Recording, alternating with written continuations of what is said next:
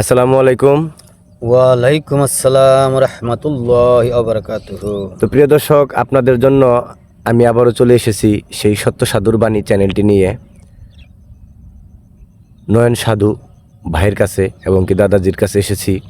আজকে যে বিষয়টা নিয়ে আপনাদের কাছে আলোচনা খোলাসা করব, ওনার কাছে জানতে চাইব ফর্মুলাটা এবং কি এয়ার ফিনিশিং একটি দেহের রোগ সম্পর্কে। যেমন সাধু ভাই কি নয়ন দাদা ভাই, আপনাকে বলতে চাই যে এই যে একটা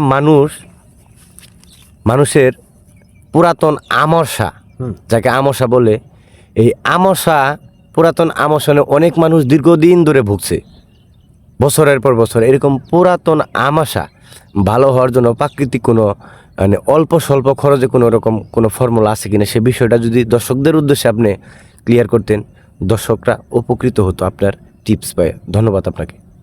ধন্যবাদ আপনাকেও। আপনি প্রশ্ন করেছেন যে মানব জাতির কল্যাণের একটা প্রশ্ন। জি এই মানব দেহের কল্যাণের একটা জি প্রশ্ন। এক কথা বলা যায়, এই দেহটা সবচেয়ে বড় মাপের একটা গুরু।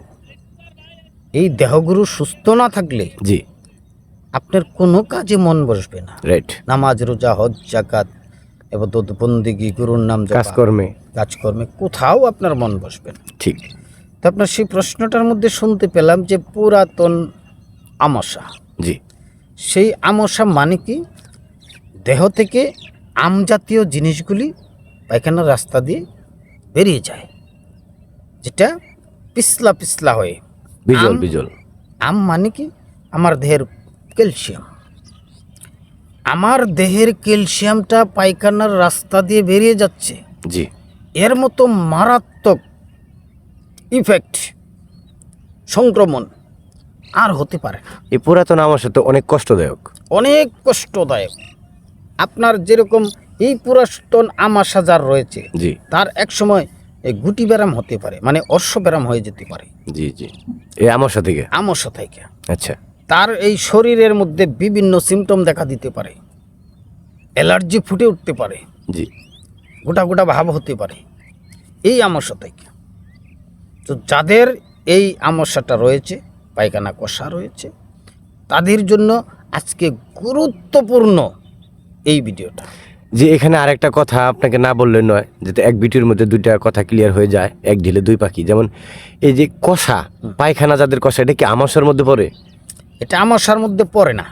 জি। কিন্তু এই কষা থাকতে থাকতে থাকতে থাকতে আপনার ক্ষুধামন্দা হয়ে যায়, আর ক্ষুধামন্দা থেকে আপনি খাবার দাবারের রুচি চলে যায়, গ্যাস হয়। আর খাবার দাবারের রুচি চলে যেতে যেতে যেতে যেতে যখন আপনার পাকস্থলীটা খালি থাকে, তখন আপনার পায়খানার ব্যাগ হইলে তো কি হবে, তখন আস্তে আস্তে আপনি আমসায় চলে যায়।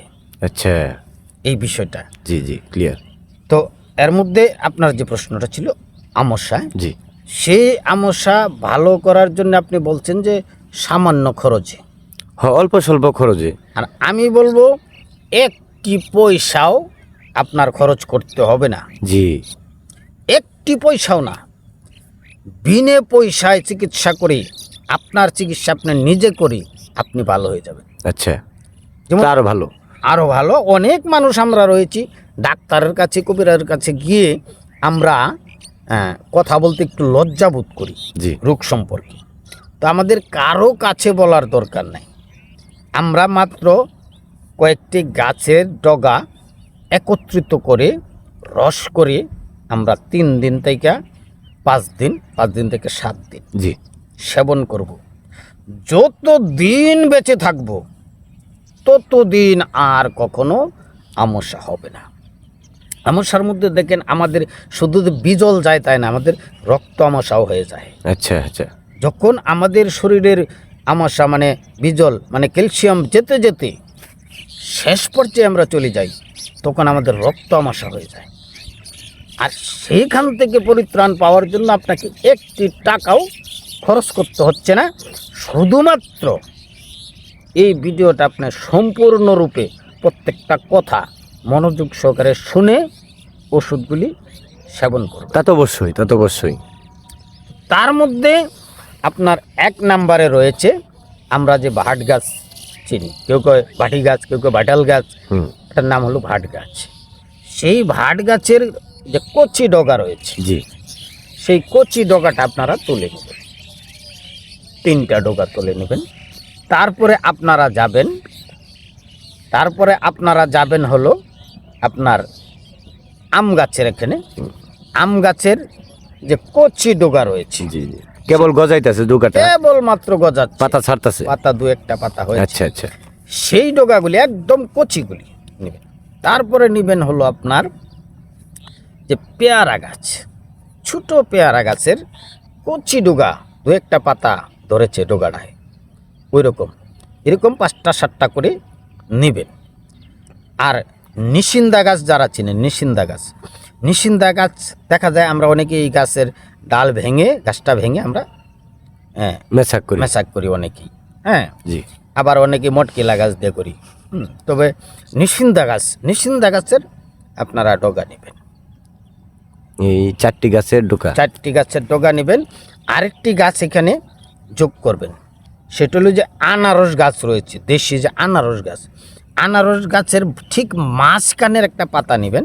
পাতাটা টান দিয়ে উঠাইলে দেখবেন নিচে সাদা অংশ আছে, সাদা। জি, এই সাদা অংশ 1 ইঞ্চি পরিমাণ কেটে নেবেন। আচ্ছা, কেটে নিয়ে আপনারা ওইখানে একটা মিশ্রণ ভালো করে থেতলে, আম বলতে থেতলাতে পারেন, শিলপাটায় পিষতে পারেন, ব্লেন্ডার করতে পারি, হ্যাঁ ব্লেন্ডার করতে পারেন, সাধারণ একটু পরিষ্কার জায়গায়ও আপনারা করতে পারেন। আচ্ছা, করে 1 গ্লাস রস তৈরি করবেন।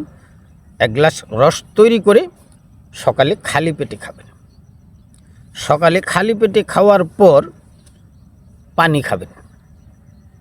অনুরোধ করছি যে পানির কোনো বিকল্প নেই, পানি আপনি প্রচুর পরিমাণ পানি খাবেন, হুম, প্রত্যেকটা দিন প্রচুর পরিমাণ পানি খাবেন।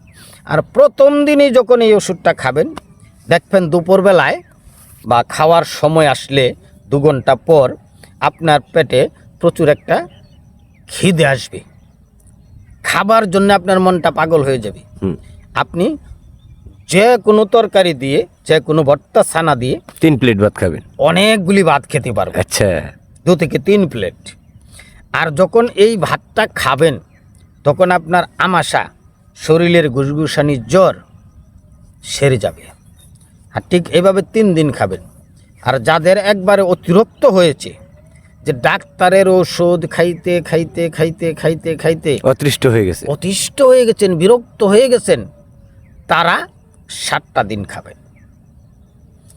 আপনি যতদিন বেঁচে থাকবেন ততদিন পর্যন্ত এই বিষয়ে কোনো রোগ আপনার হবে না, আচ্ছা, আপনার কষা ব্যারাম থাকবে না, আপনার গুটি ব্যারামের মানে পাইলসের কোনো সম্ভাবনা থাকবে না, শরীরে গুসগুসানির জ্বর হবে না, কোনো রকম সংক্রমণ আসবে না। তো প্রিয় ভিউয়ার্স, আমরা সবাই আল্লাহর বান্দা, আল্লাহর কাজকর্ম, নবী রাসূলের দেখানো পথ, এবং যারা মুর্শিদকে কবুল করেছি তারা মুর্শিদের দেখানো পথ, যারা মুন্সি মৌলানাদেরকে কবুল করেছি তারা মুন্সি মৌলানাদের দেখানো পথ, এক কথায় আল্লাহর ফরজ এবং নবীর সুন্নত মেনে চলব। সবাই ভালো থাকবো, আল্লাহ যেন সবাইকে ভালো রাখে, আমাকেও যেন আল্লাহ ভালো রাখে। আপনাদের জন্য আমি দোয়া করি, আমার জন্য আপনারা দোয়া করবেন। আসসালামু আলাইকুম ওয়া রাহমাতুল্লাহ।